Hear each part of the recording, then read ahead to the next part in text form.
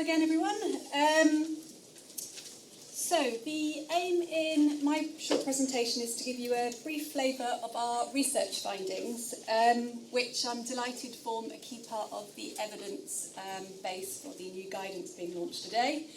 So funded by the Mayor and conducted by a team at the University of Leeds, our research explored women and girls' feelings of safety in West Yorkshire's parks.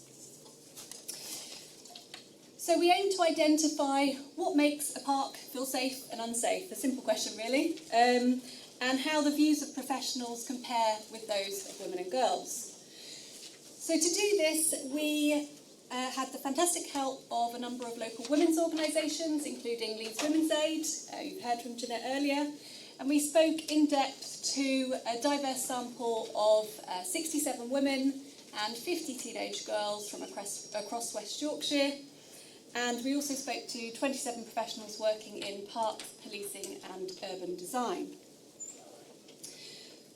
So 1 in 5 of the women and girls who participated in our study told us that they felt unsafe in parks during the daytime, which is quite a significant number. And after dark, nearly all women and girls felt unsafe in their local parks. And there were some stark differences with professionals too. So, asked whether parks in their area of West Yorkshire are safe for women and girls, the majority of professionals overwhelmingly thought that they were safe for women and girls, but the majority of women and girls thought they were unsafe for them. So again, this underscores the importance of engaging with women and girls to understand what they think might be done to improve this situation. So starting with a review of existing research literature, we identified a wide range of potential factors that may influence perceptions of safety in parks. We've discussed a number of them this morning, but as you can see, there's lots of potential factors shown on this slide. So they range from broad societal issues, such as attitudes towards women and misogyny and harassment, to the specifics of park design, the number of exits, lighting, vegetation, staffing, and so on.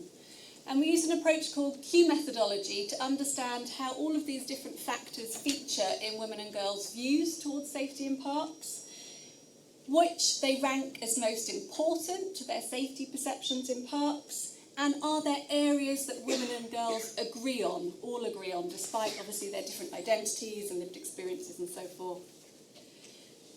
So to do this, we turn those various factors that you saw on the slide into 49 short statements, pithy statements like familiar parks feel safer, having lighting would make me able to use my parks after dark and feel safer. And we turn them into 49 statements which women and girls ranked on this grid shown here according to their own personal views, from statements that were like their views to statements that were unlike their views. You can see at either end. So in the middle of the grid women and girls place statements which they had less strong opinions about, so less strong feeling about. And at the outer ends of the grid, it's where women and girls had the strongest feelings that these statements impacted their perceptions of safety in parks. So after they did this ranking exercise, which they took lots of time to do to make sure they'd got their statements absolutely in the right position, that this was their views, we spoke to them in depth to get a much more kind of qualitative insight into what they were saying, and why they were putting them in these particular positions. And then we used factor analysis to identify essentially clusters of women who had placed the statements in a statistically significant and similar place on the grid. So what you can say is that these different clusters of women hold a similar viewpoint towards safety in parks. So they're thinking in similar ways about these factors. So what did we find? So we found that women aren't the same. They don't all have a singular view of what makes parks feel safe and unsafe. So we identified 3 clusters, 3 different viewpoints on safety in parks.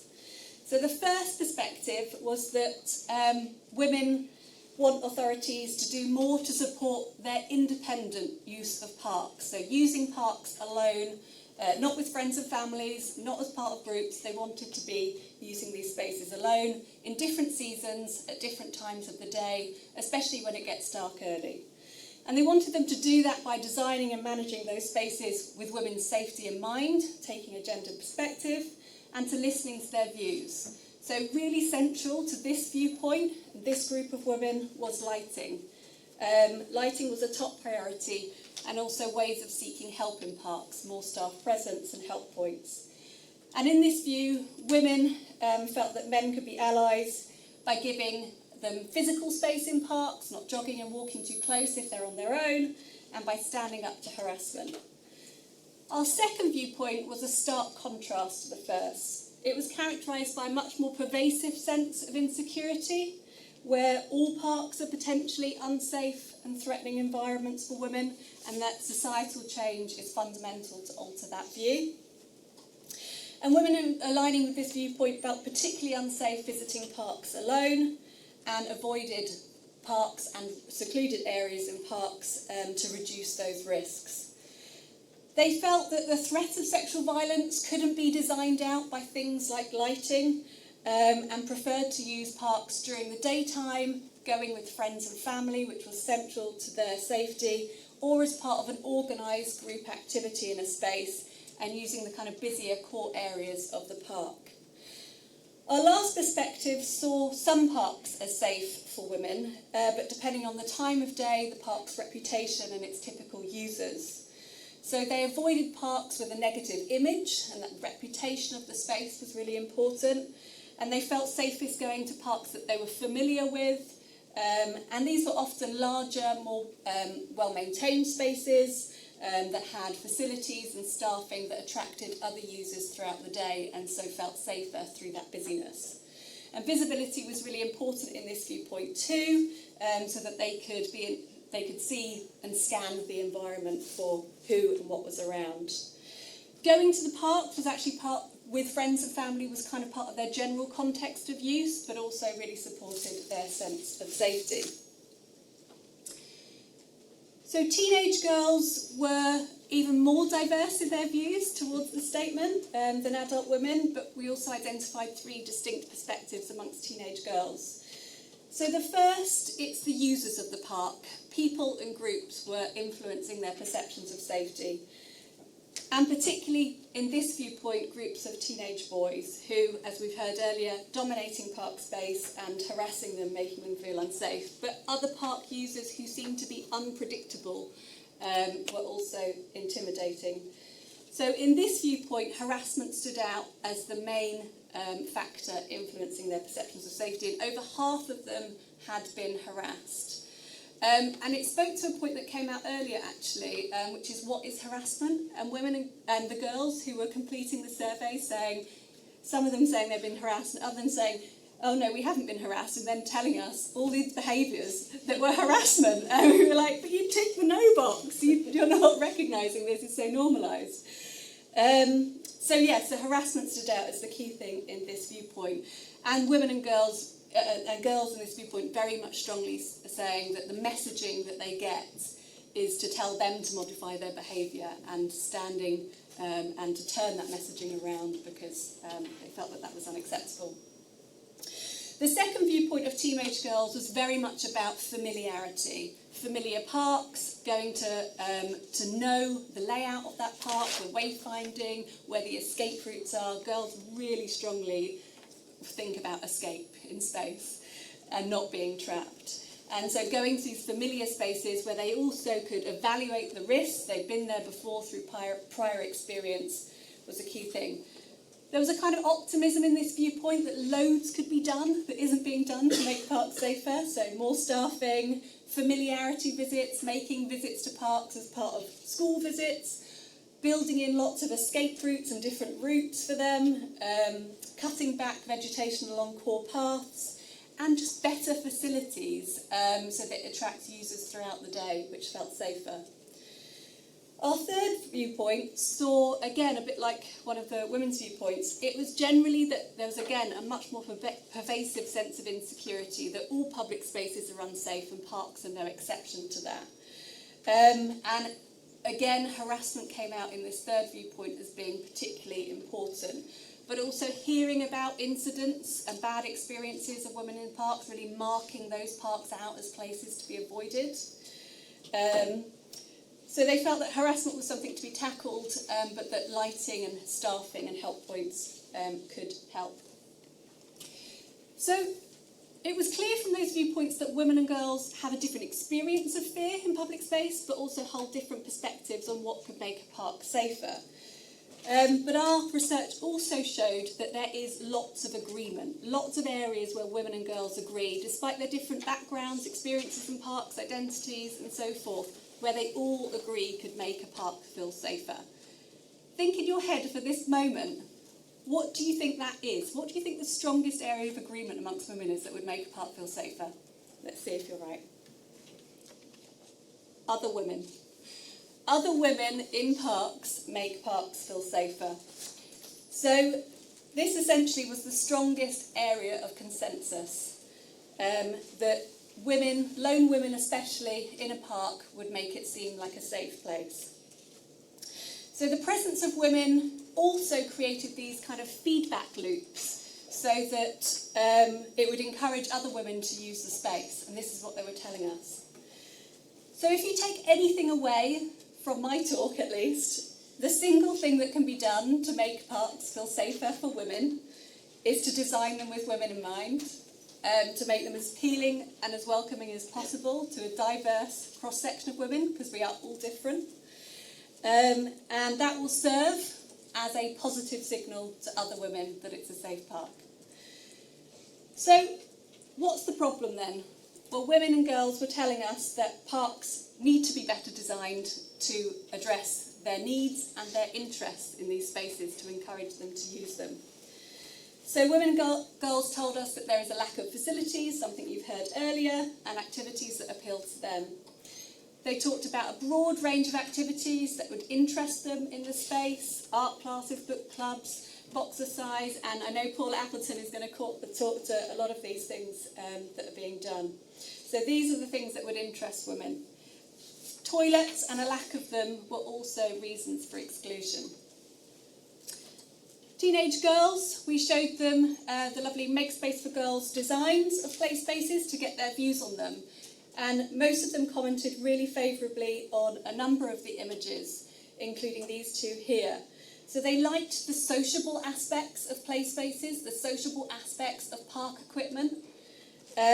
They liked the fact that there could be social forms of seating that face each other in parks, not just kind of benches that look one way. So they could sit and chat in groups. And I was actually in a park in Paris a couple of months ago, and they had these lovely movable social seatings, and everyone was sitting in groups, and it was lovely.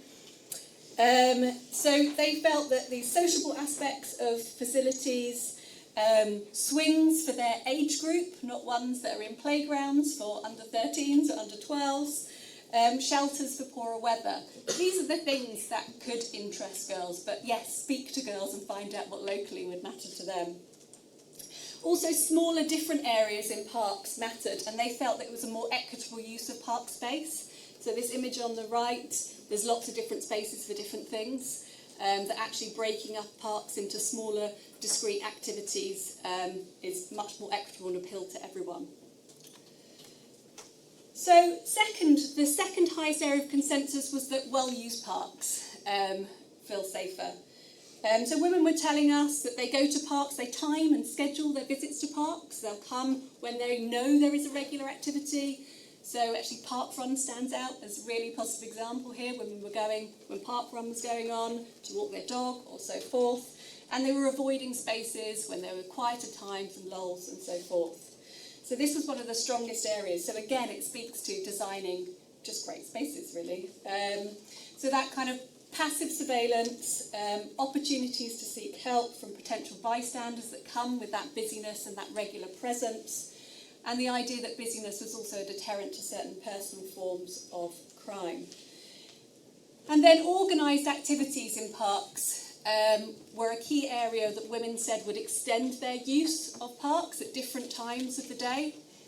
So running groups in the evening and so forth. This was a way of being social, of getting active, of using the space, and this would extend their use of it. And it mattered to certain women more than others. They also they also want managers and designers of these spaces to see parks through their eyes and design them with their experiences in mind, and their experience might change throughout the day. So a lot of the things that were important to them around design were being able to see a good distance, to be seen, to have vegetation well maintained, particularly along pathways and in court areas. And for girls, it was about designing plenty of exits. They really wanted escape routes to be there. And that's why they felt safest at the edges of parks, so designing things around the edges of these spaces, having circular pathways around that, and avoiding barriers and things around the edges of parks. Familiar parks felt safer in part because they knew the layout of the park, they knew where the exits are, they knew where the help could be found, they knew where the risky areas were, so familiarity was often really good, and so building in familiarity visits was advocated by a lot of girls. And then lighting emerged as a key issue for some women and girls. So lighting along commonly lit routes in parks, particularly those that are part of busy active travel routes during the day, were really important to promote opportunities to use the spaces at different times. But women didn't want parks to be bland. They don't want everything to be cut back. They want variety. They want parks to be safe, but designed with the purpose and the atmosphere of the park in mind. Ways of getting help was another core area of agreement amongst all women.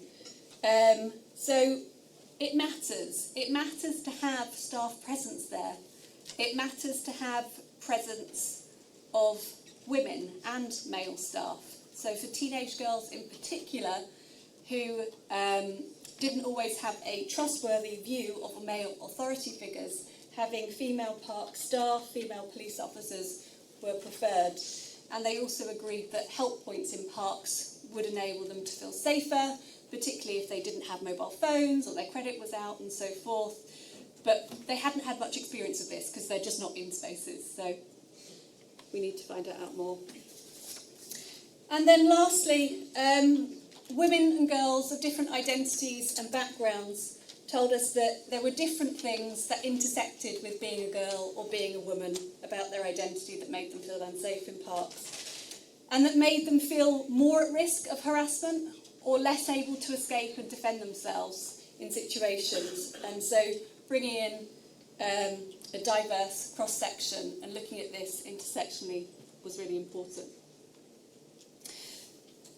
So women and girls told us that addressing their practical needs in the design of these spaces is really important to make them feel more confident and to improve their experience of these spaces. But they simultaneously called for more fundamental change, the change that we've heard today about harassment, male violence, the social structures that inform that. But I do think that we are here at a park conference and there is lots that the park sector can do to contribute towards this difference. So I'm going to leave it there within time. If you want to read more and find out more about those women's views, those areas of agreement, they're all in our reports on the website here and in our new guidance. So thanks very much.